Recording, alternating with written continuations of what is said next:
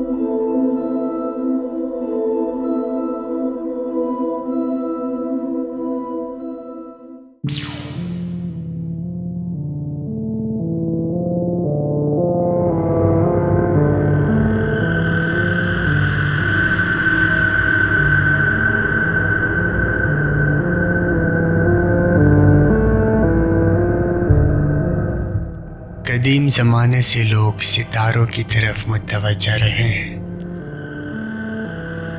कायनात की छुपी हुई सच्चाइयों के बारे में हम हमेशा मुतजस्सिस हैं, जबकि इस कायनात की सच्चाइयों से पर्दा उठाने का हमारा सफ़र आसान नहीं रहा। यह एक चैलेंजिंग कोशिश रही है और इसके लिए मज़ीद एक ज़बरदस्त कोशिश और अज़म की ज़रूरत है। मुश्किलात के आलम में हमने दलेराना ख्वाब देखे। हमने ग्रेविटी को इजाज़त नहीं दी कि वो हमें इस कायनात के सफ़र से रोके, और हमने एक नाकाबिल यकीन मुहिम जोई का आगाज़ किया जो हमें हमारे मामूल के घर से बहुत दूर ले गया। बहुत से बहादुर लोग आगे आए, हदों को आगे बढ़ाते हुए और अजीम चीज़ों को हासिल करने की हमारी इज्तिमाई ख्वाहिश को तहरीक दी। लेकिन कायनात बहुत वसी है और नाकाबिल माफ़ी भी। यह हर मोड़ पर हमारे अज़म का इम्तिहान लेती है, कुर्बानियों और अटल लगन का मुतालबा करती है।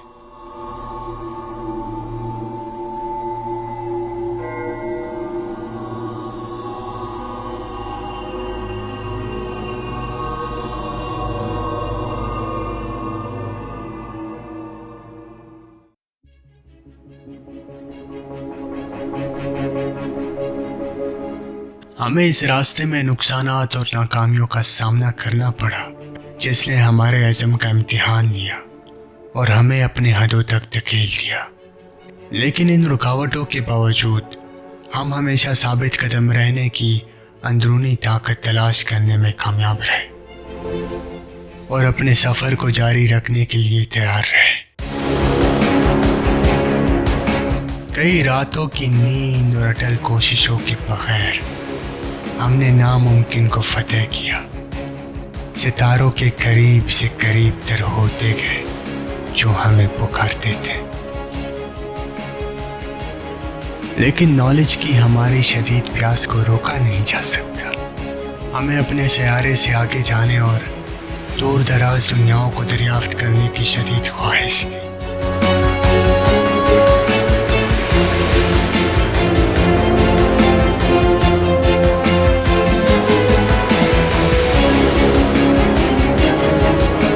जैसा कि चांद हमसे जो 3,84,400 किलोमीटर दूर है, कई इंसानी मिशनों का निशाना रहा है।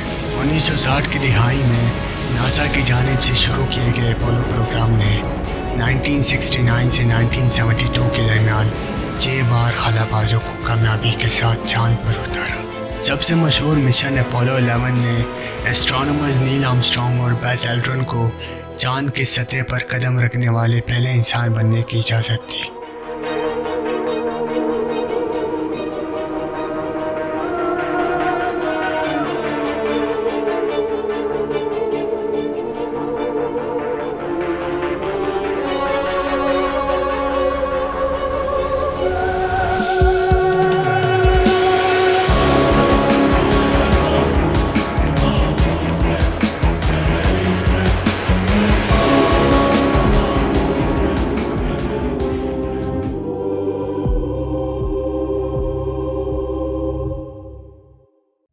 जैसे ही हम मरीख को फतह करने के लिए निकलते हैं, हमारे दिलों में उदासी का एहसास बढ़ जाता है।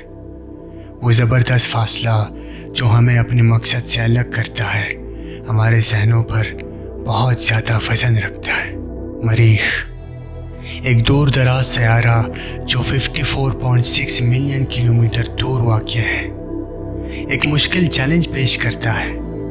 हमारी मौजूदा टेक्नोलॉजी के साथ हमें वहाँ तक पहुँचने में 6 से 9 महीने लगेंगे। इस दूरी की हकीकत हमें दुखी करती है, लेकिन ये हमारे अज़म को भी मजबूत करती है। हम उम्मीद पर कायम हैं कि हमारा अज़म इस बड़ी रुकावट को दूर करेगा और हमें फतह की तरफ ले जाएगा। मरीख तक पहुँचने की कोशिश, जो कि 54.6 मिलियन किलोमीटर का एक मुश्किल सफ़र है, इसको तय करने के लिए हमें आज की एडवांस टेक्नोलॉजी से काफ़ी उम्मीद है।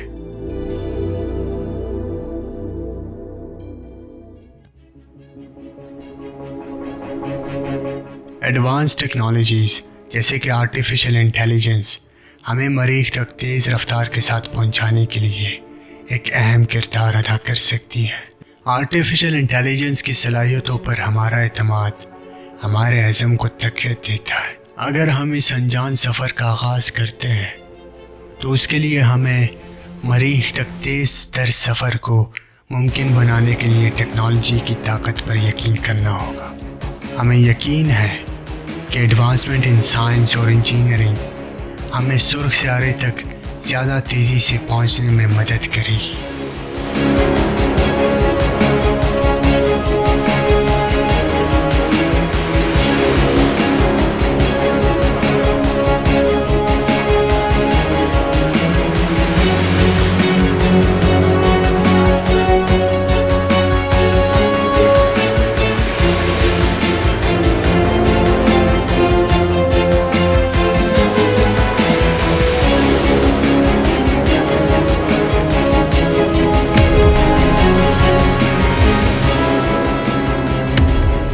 लेकिन सिर्फ मरीख तक पहुंचना हमारे मुश्किलात का ख़ात्मा नहीं होगा।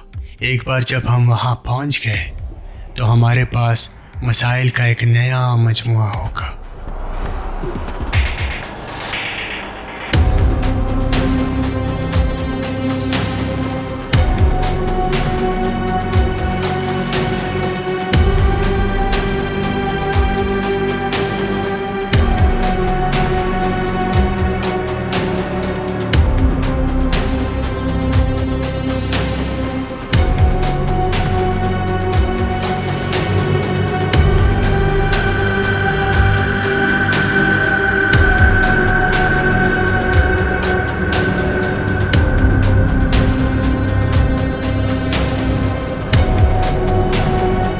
मरीख पर माहौल बुनियादी तौर पर कार्बन डाइऑक्साइड पर मुश्तमिल है और इसमें इंसानों के सांस लेने के लिए ऑक्सीजन ना होने के बराबर है, और ये इंसानी कॉलोनाइजेशन के लिए एक बहुत बड़ा चैलेंज है।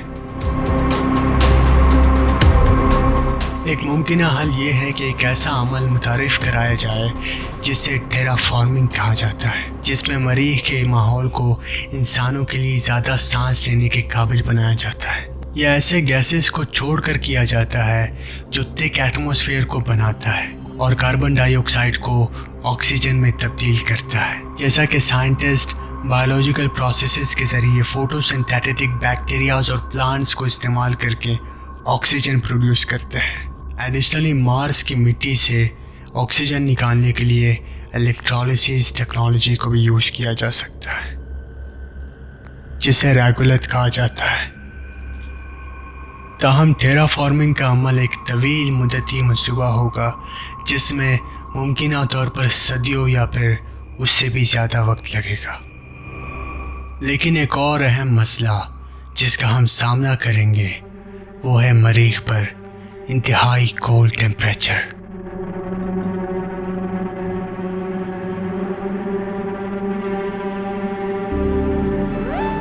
मरीख इंतहाई कम दर्जा हरारत रखता है जिसकी सतह की टेम्परेचर -62 डिग्री सेल्सियस होता है। ये इंसानी सर्वाइवल और फंक्शनिंग ऑफ इक्विपमेंट के लिए बहुत बड़ा चैलेंज है।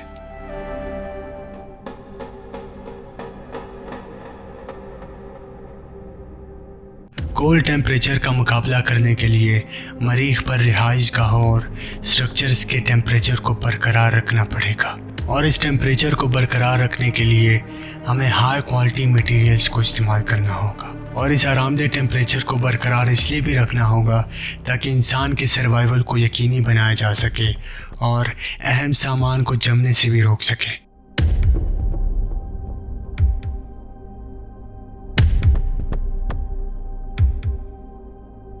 जब हम इंतहाई सर्द दर्जा हरारत पर काबू पा लेंगे तो हमें एक और मसले का सामना करना पड़ेगा, मरीख पर पानी की महदूद रसाई।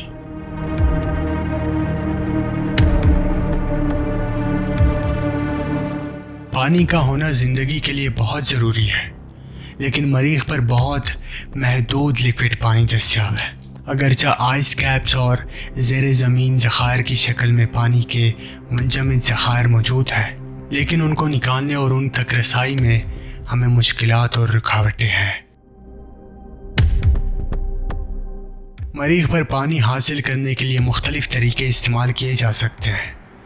एक नुक्ता नज़र में बिजली या शमसी तवानाई से हीट का इस्तेमाल करके ज़ेरे ज़मीन बर्फ़ को पिघलाया जा सकता है, और दूसरा तरीका कंडेंसेशन के ज़रिए फ़िज़ा से पानी के बुखारात को निकालना है। पानी हासिल करने के बाद पानी को ज़ाया होने से रोकने के लिए रिसाइकलिंग के मुयस्सर निज़ाम की ज़रूरत होगी। फ़िल्ट्रेशन, प्योरीफिकेशन और जदीद रिसाइकलिंग सिस्टम जैसी टेक्नोलॉजीज़ मरीख पर इंसानों के लिए पानी के पायदार फराहमी को यकीनी बनाने में अहम किरदार अदा करेंगे।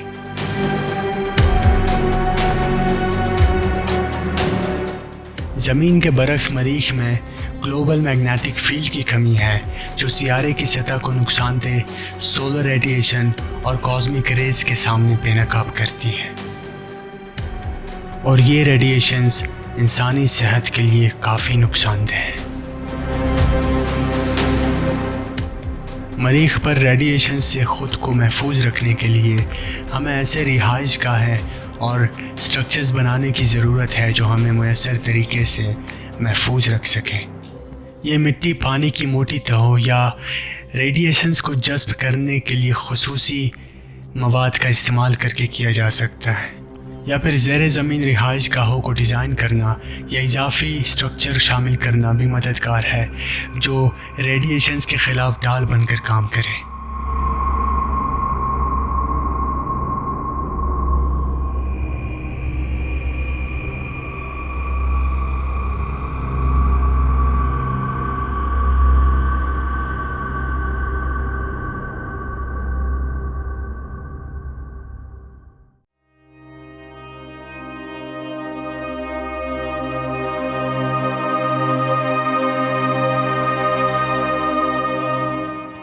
सख्त माहौल, ज़रख़ेज़ मिट्टी की कमी और ज़राअत के लिए महदूद वसाइल की वजह से मरीख पर खुराक उगाना मुश्किल है।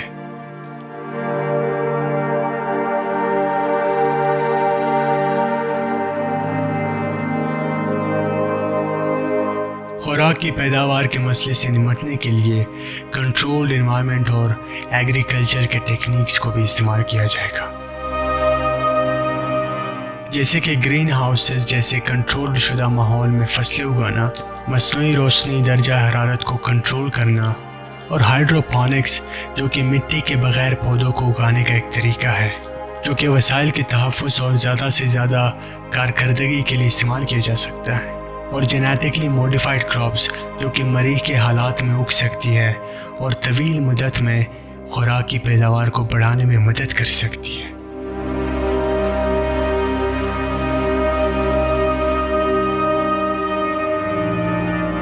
और इन तमाम मसाइल पर काबू पाने के बाद बिलाखिर इंसान अपने अगले घर की तरफ सफ़र शुरू कर देगा, द रेड प्लैनेट।